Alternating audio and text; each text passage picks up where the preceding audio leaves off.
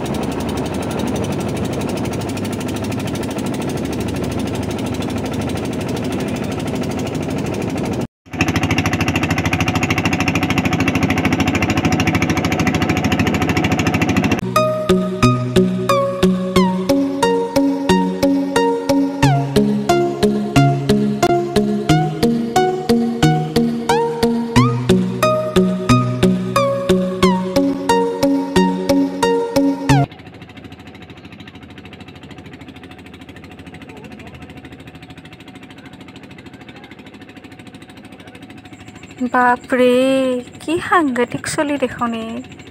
ইয়াতে সাঁতোৰা 100% প্ৰেক্টিচ আছে।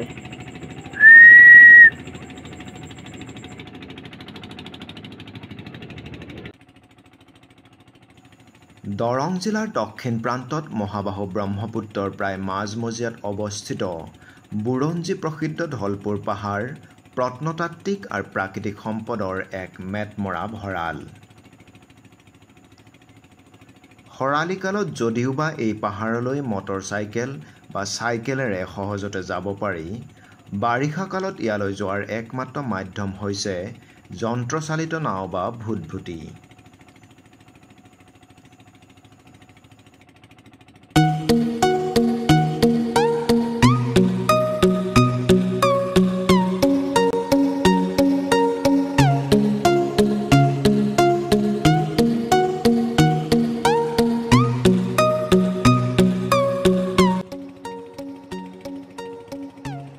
আমি আহি পালোঁ।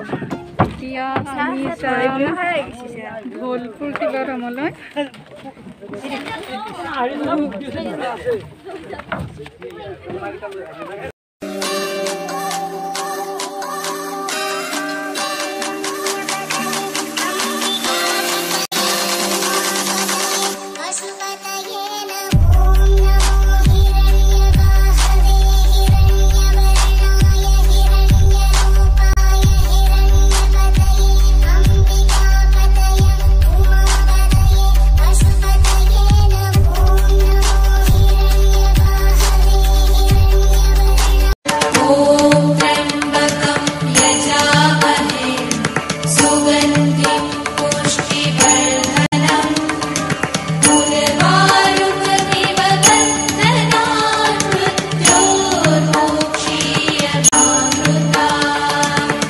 ধলপুৰৰ প্ৰাকৃতিক সৌন্দৰ্য, ইয়াৰ প্ৰত্নতাত্ত্বিক সমল আৰু শিৱথানৰ গৰিমাই ভক্তপ্ৰাণ লোকসকল তথা পৰ্যটকসকলক সততে আকৰ্ষণ কৰি আহিছে।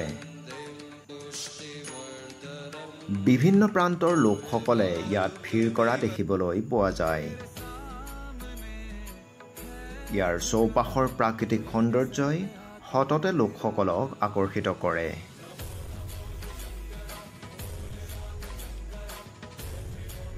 উত্তৰ দিশৰ মূল প্ৰৱেশদ্বাৰেৰে কিছুদূৰ ওপৰলৈ উঠি গ'লেই মূল শিৱ মন্দিৰটো দেখিবলৈ পোৱা যায়।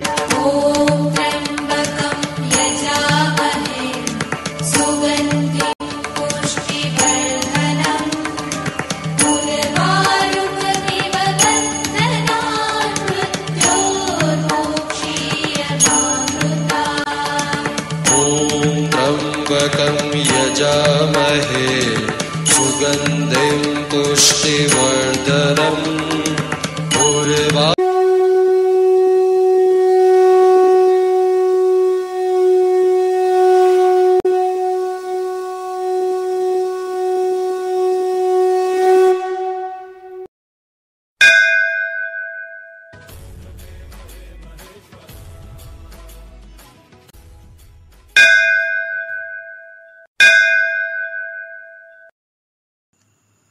শাওণ মাহ আহিলেই শিৱভক্তপ্ৰাণ লোকসকলে ইয়াত ভিৰ কৰা পৰিলক্ষিত হয়।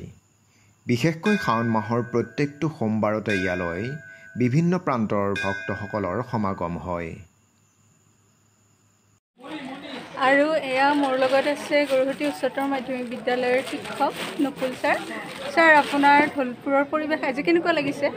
সঁচাকৈ এই ঢলপুৰ ধামৰ এই অপূৰ্ব বিনন্দীয়া সৃষ্টিৰ আজি যি মানুহৰ সমাগম হৈছে, এয়া দেখি যেন কৈলাশত উপবিষ্ট হোৱা যেন আজি আনন্দমুখৰ হৈ পৰিছে। মানুহবিলাক আহিয়ে আছে। এতিয়া এই চোৱা যে মানুহ ইয়াত মন্দিৰত চহৰৰ মানুহ নধৰা হৈ গৈছে। সকলোবিলাকে তেওঁৰ কৃপা পাবৰ কাৰণে আজি এই শাওণৰ দ্বিতীয় তিথিত আহি সকলোবিলাক উপস্থিত হৈছে আৰু আমাৰ ভক্তপ্ৰাণ ৰাইজ আহিয়ে আছে। যে ইয়াৰ যিটো প্ৰকৃতিৰ যিটো লীলা বা প্ৰকৃতিৰ যি মহিমা, ইয়াত বা ভগৱানৰ যি তত্ত্বগধুৰ অৰ্থ ইয়াত সন্নিহিত হৈ আছে, তাৰ নিদৰ্শন হিচাপে আমাৰ এই শিলালিপি আৰু শিলাস্তম্ভবিলাকেই হ'ল ইতিহাসৰ নিদৰ্শন হিচাপে ইয়াত স্থিত হৈ আছে। ধন্যবাদ ছাৰ।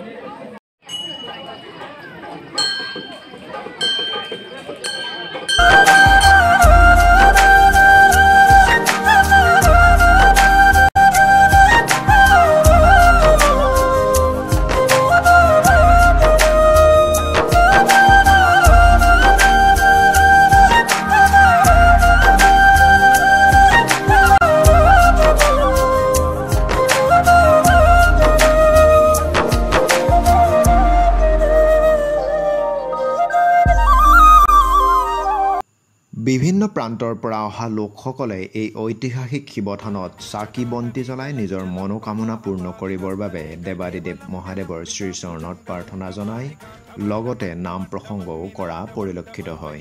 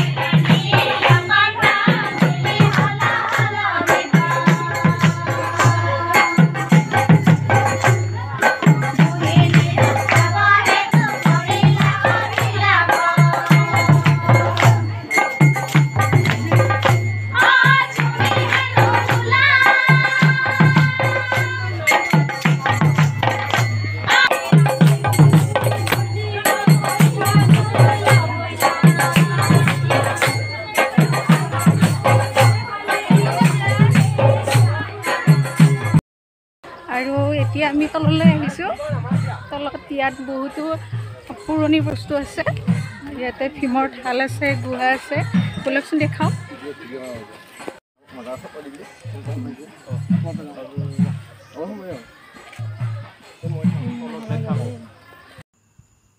ঢলপুৰ পাহাৰ মূলতঃ ইয়াত থকা প্ৰত্নতাত্ত্বিক সমল যেনে গুহাচিত্ৰ, গুহা, ভীমৰ ঢাল আদিৰ বাবে বিখ্যাত। মন্দিৰৰ পৰা দক্ষিণ দিশৰ ফালে নামনিত থকা গুহাসমূহে ইতিহাসবিদ তথা বুৰঞ্জীবিদসকলক সততে আকৰ্ষণ কৰি আহিছে।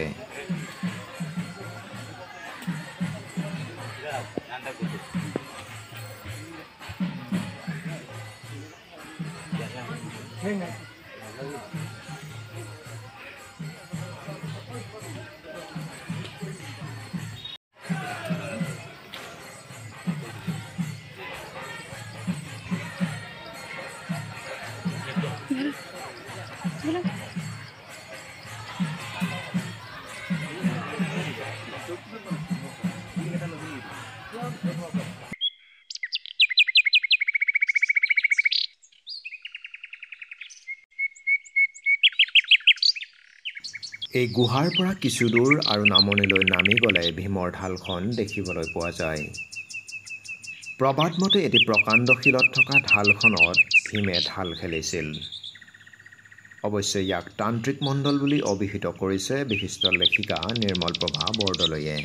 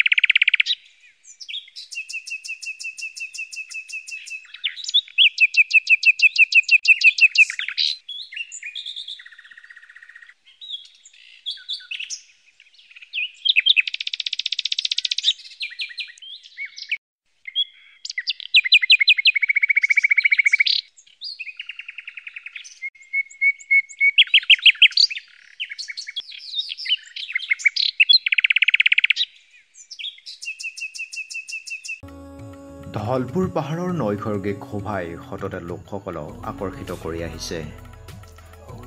যোৱা 7 জুনত অসমৰ মাননীয় মুখ্যমন্ত্ৰী ডক্টৰ হিমন্ত বিশ্ব শৰ্মাদেৱে এই ধলপুৰ পাহাৰত অৱতৰণ কৰি এই পাহাৰ তথা শিৱ মন্দিৰটিক এক পৰ্যটনস্থলীলৈ ৰূপান্তৰিত কৰাৰ বাবে বিভাগীয় লোকসকলক নিৰ্দেশ দিয়ে। আমাৰ আশা বহুতো ঐতিহাসিক সমলৰ মেটমৰা ভঁৰাল ধলপুৰে অতি সোনকালে অসমৰ পৰ্যটনৰ মানচিত্ৰত এক উল্লেখযোগ্য স্থান দখল কৰিব।